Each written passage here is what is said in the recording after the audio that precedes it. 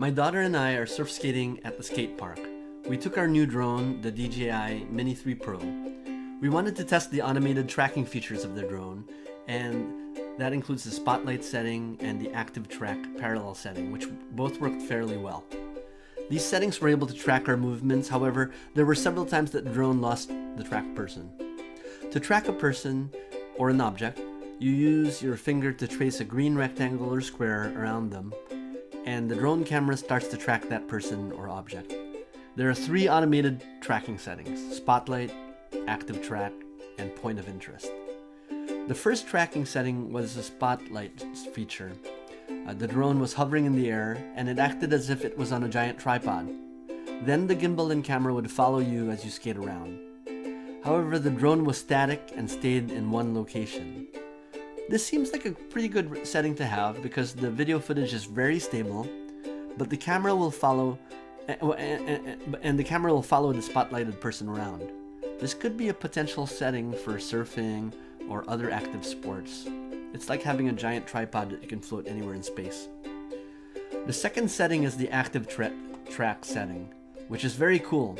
It can either be set as a parallel active track or as a trace active track, which is kind of like a follow me. We used the parallel active track setting, which worked okay. If you set it to the side of the skate park bowl and face it in one direction, then it will move parallel to your movements, moving to the left or to the right. And the camera and the gimbal will track the person. However, for me, it lost my tracking once and seemed to stop in space, and we were afraid that it almost hit a tree. Since there were trees around, we did not try the trace active track setting because the drone may hit the tree. That setting seems to be more exposed to hitting obstacles because it would follow you from behind. I think the active track setting would be great to use it in surfing because there are no obstacles out there in the ocean. But I have to figure out the right distance from the surfer and figure out how to maintain a stable tracking. The third setting is the point of interest. We did not try this at the skate park because it involves the drone circling someone. We did try it in the Marblehead Lighthouse though, and it worked really well there. I think this setting is meant to be for stationary objects like the lighthouse or a person standing still, but we will continue to experiment with this setting. Thank you for watching. I hope you liked this video. If you did, please click like, comment, or subscribe.